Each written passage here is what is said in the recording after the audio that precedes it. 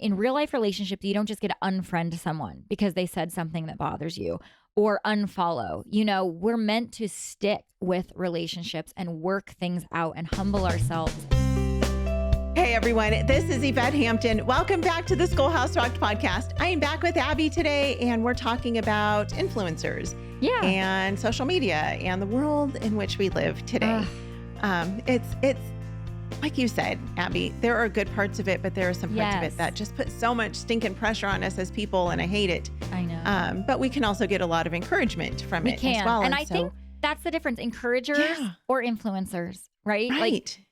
Like we're called to encourage, and we can encourage perfect strangers all day long, right? Yeah. So we're not bashing on social media. We're just warning people of, and honestly, before social media, we did the same thing. Women would read Women's Day magazine, and it would be the same thing, or people would do this with, I don't know, Hollywood stars, or it's in our nature. It's in our nature to put people on pedestals or to gain, information and wisdom outside of necessarily where the Lord would want us to. So You're funny. Around. You said people would put people in Hollywood, up on pedestals. They still do, Aby. And we still do. That still is a thing, right? It's everywhere.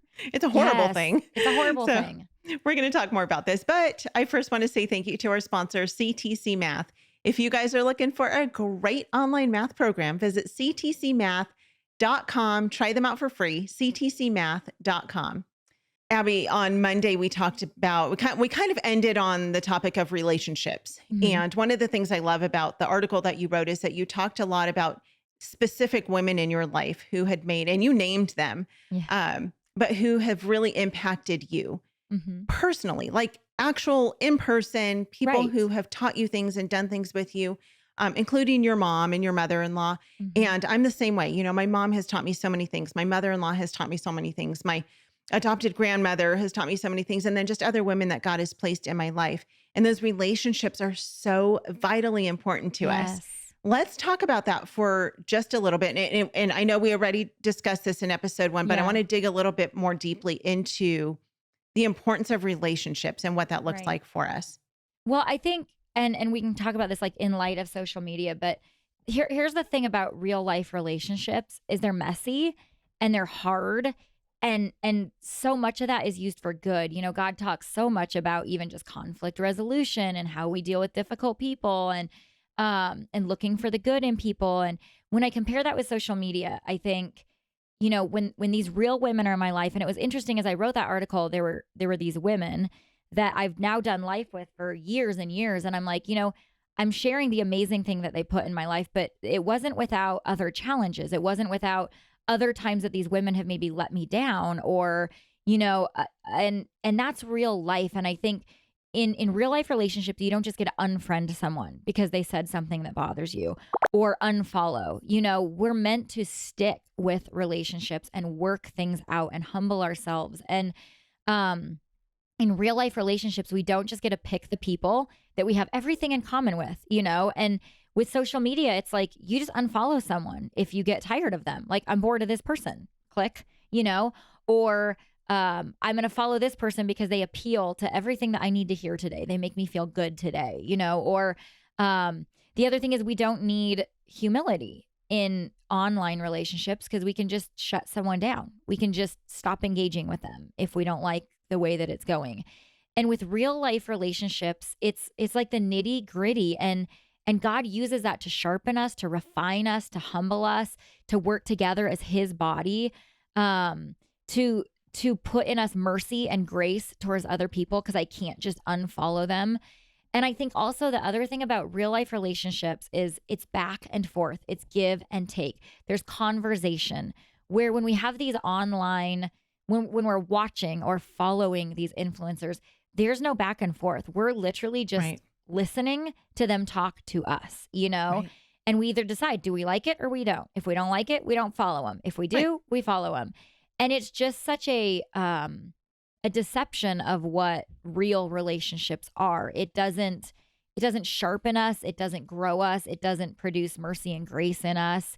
And that's the beauty of real women's relationships is like with you, Yvette, I know that, if there's a disagreement or you and I don't disagree, we don't just click each other off and go find someone else to follow, right? We work through things because that's how God designed it. And that is what brings depth to relationship. It's Yeah. what roots relationship. It's what grows us. And that's how we have these. That's why the list of women that I wrote, they're all still in my life one way or another, through thick, through thin, through hard, through good, because of those things, because they're real relationships. Right. And then you learn how to be that because they're that person to you. Yes. And you learn how to be that to absolutely. the next generation, to Totally. the women who are younger. And it will be really interesting to see. It's already interesting to see, really, where relationships are going with Right. kids today. I'm Right. watching my girls, and it's really hard for them to connect with people one-on-one. Absolutely. So much harder Totally. than it was when I was a teenager. And then Yep. you throw COVID on top of that, and that Oh my just word. messed it all Those up poor kids. because they were secluded, and Yep. so it's just so much more difficult for them. Yes. And you talk about weird and socialized homeschoolers, right? Right. Now we just have a whole generation of weird and socialized kids. People, It's not yes. so much the homeschoolers, it's just Yep. people now. Yep. And because I they think don't know. honestly, it's adults too. Like Jesse. Okay, so this online thing, it's a culture. It is a culture in and right. of its own. So like you and I talk a lot about like the culture of where I live. It's very different than the culture of where you live, but this is where God has placed me. This is what I'm in. Or even the American culture versus going overseas to another culture. Right. And the online world is a culture in and of its own. And it what's interesting is the studies show that people are lonelier now than they've ever been, ever. That there's this epidemic, this pandemic, if you will, of loneliness that we've never seen before. And what's interesting is we have more access to more people than we have ever had in history. And yet we are the loneliest. And it's interesting because Jesse at work, he said, because my husband is not on any social media. He does not understand the culture of social media. And it's so interesting because I'll say things to him and he gives me this look like, I don't get it. Like even something funny. I'll be like, oh my gosh, this is so funny. And I'll show him and he'll look at me like, I don't get it. And it's really, it's just opened my eyes to, it's because it's a culture that you are not, like when we travel overseas or somewhere else, we don't understand everything, the humor, the this, the that, because we're not a part of that culture. And it's shown me, wow, I'm embedded in a culture that isn't necessarily good for me because it's not real. Right. And he says when on his lunch break at work, I'm like, so, how was work? And he goes, on lunch break, I sit completely and totally by myself in silence because every other person is on their phone. Nobody talks to anybody. And if you're not a part of that culture, you just sit there. Or like I shared with you the other day, my daughter went to work and when it was slow, I'm like, so did you get to know people? Did you? And she goes, no, I just sat there and it was so boring. And I'm like, well, why didn't you guys all talk? And she goes, because everybody was on their phone and they are in a different culture, part of a community that is so not real. It's fake. It truly is a fake, unreal community. And then they're having a hard time entering into the real world. And I stop and my kids, I don't think they understand what they said, but they call kids that are on their phones all the time phonies. Like they're phonies because they're always on their phone. And I thought, man, the depth of what really you're are. saying, they really are because it's this fake. And then I think I go, it's not real. It's deceptive. And who is the king of deception? Who is a prince of lies? Yeah. And it's the enemy. And anywhere you go, at the bus stop, at the dinner table, at work, you go to a restaurant and everybody's on their phones. And it's a culture that I'm grateful I'm not raising my kids in, but it is a part of their reality that this is the world that they're living in. So yeah, it's interesting. Brooklyn often will see somebody, a couple on a date in a restaurant, and both of them will be sitting on their phones, and she's like, if any guy ever took me out and sat on his phone the whole time we were at dinner, she's like, I would never ever consider going out with him again. I mean, that's just ridiculous. It is ridiculous because they're not getting to know each other. How do you get to know you don't. each other when you're you could text each other. I guess you could text each other. Just kidding. Not the same. No. Anyway, let's take a break. We'll be right back. We want to thank all of our sponsors for making this show possible: BJU Press Homeschool, CTC Math, Apologia, and IEW. Without them, we wouldn't be able to do this. Visit the show notes for links to these great companies and thank them for supporting the Schoolhouse Rocked podcast. We are back with Abby. I love talking about these types of things because this Mhm. is real life. This is the This world in is. which we live. Yep. But there's a difference, of course, between the influencers and those Right. being influenced. Yep. And it's kind of weird because I think the influencers are being influenced by people who are then going on to influence other people. And it's Right. like this like weird It's snowball effect. crazy. Yes. So Okay. let's dissect that for a little bit. Okay. So I want moms to know, first of all, what you need to know is these influencers, this is their job. This is a business. This is how they make their Mhm. income. I mean, it really is. Yeah. So we first need to look at that. So, like when you watch a commercial, okay, you watch it with your eyes wide open, knowing this is a commercial. They're going to tell me everything great about this item. And these people are on a stage for a purpose, right? So we don't watch these commercial. I mean, we just, that's just how we know because we're the generation that watched commercials, right? Sure. We're like, of course, it's a commercial. They're going to Where's say that. beef? Right. So what we need to understand is these influencers, this is their business. Everything that they put on camera is their purpose is to gain a following ultimately, and what makes, and there's amazing ones and they're doing amazing. Yeah. Well, and I mean, Yvette, look at you and I. Like this, it's what we're not bashing because we're doing the same thing. Right. I go around the country and I speak to people and I'll never see them again. Right. And does that mean that I'm disingenuous? No. But here's the reality. When I get up and talk to you, I'm not usually sharing all the nitty gritty hardships of my life. I'm sharing Right. in 1 hour the things that I think that will bless you, and same with the influencers. They get a Right. 30-second reel to tell you what's going to capture you, So we need to look at it very clearly. And, your husband's a filmmaker. He understands the filmmaking process is Yeah. you get this much time to send a message.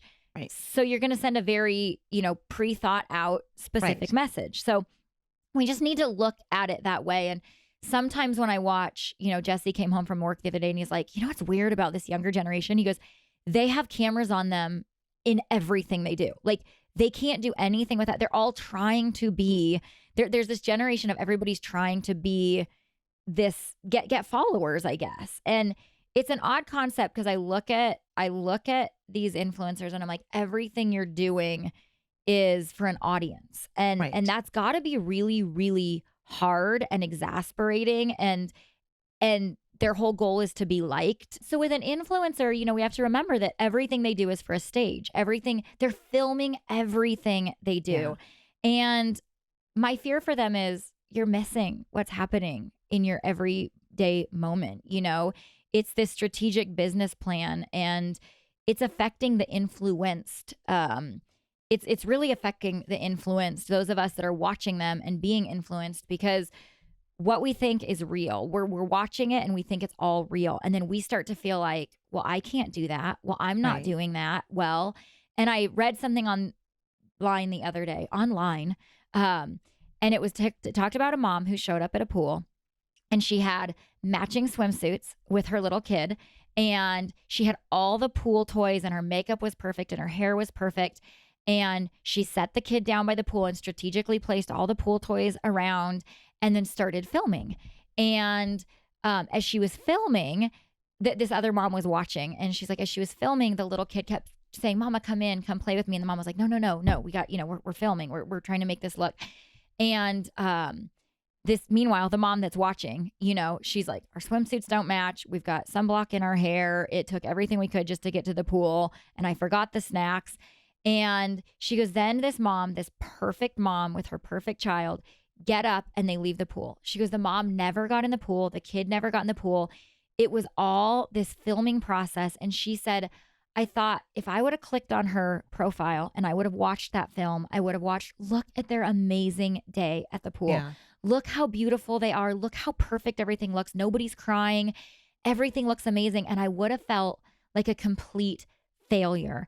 Mhm. And it was so eye-opening going, what we're watching is a 30-second snippet Yeah. that was strategically placed. Influencers with thousands of followers, it's strategically placed. They have business managers to say, this is what we need to get. Yeah. And so I think people are starting to figure out people don't want to see perfect. And we're starting to see that. And so then I clicked to another influencer. And Yvette, it's hard for me to even say this without crying, but I watched this woman had 128,000 followers. And her reel that morning was she was filming her child have a complete meltdown. The child was hysterically crying, calling for mama, mama, mama, mama. Just a meltdown. Like, we've all had kids with meltdowns. Sure. Like, hello. And her whole thing on it was, see, my life is real. My kids have meltdowns too. Look at this meltdown. Look at this. This is so stressful, blah, blah. And the whole time I'm watching, I'm going, would you put the phone down and pick up your baby? Right. Would you put your phone down and hold that child? And I saw all the comments coming in going, oh, it's so good to see that your life is real like mine. Oh, it's so good to see you showing how real life is. And the whole time I'm thinking, that child is Needs crying, calling out mama, and you're filming it to show the world how real you are, to gain all these followers who want to see a real mom. Right. And it just made me break for the generation below us that has watched their parents live on stage. And what's hit me is I look at 1 Timothy 5:13, and it says that these women it warns these women, do not go about from house to house being a busybody. And the Bible is warning that. And it makes me think that's what we're doing. When we slide to the next influencer, we just slide. What is this person showing? We're going house to house being a busybody. We're saying, what's happening in their house? How are they handling their kids? What are they making for dinner? Right. And really, what's behind us? It's our children begging for our attention, asking us to pick them up and give them attention. Right. And on the other side of it, it's not just us looking into their home, seeing how great they are, but Satan uses that 100% to tell us we're not good enough. Yep. Or you're not pretty enough. Your house isn't nice enough. Totally. You're not homeschooling your kids well enough. Your kids are not well enough behaved. Your kids are not well enough dressed. Yep. You're not making good enough meals for your kids. You're not healthy enough. Like, and I say this because this is all the stuff that comes into my brain. Absolutely. 100% into mine. I hate it. I mean, my girls laugh at me because I'm constantly deleting social media off my phone. So I'll take off Facebook, I'll take off Instagram, and then I'll put it back on because I'll need to see something. You know, I'll need to look up a friend or what for whatever dumb reason. Right. And then I'm like, oh, I can handle this. Yep. And then I fall back into the pit of It's true. comparison. Yep. And then I have to delete it again. So right now, as of today, it's off. It's off. I don't have anything on my phone. I have realtor.com because I like looking at houses. Yeah. That's what I find amusing. The world has made us, they've kind of trapped us into it. Like, we were selling a bunch of stuff and I'm like, well, I need to get on Facebook to sell that stuff.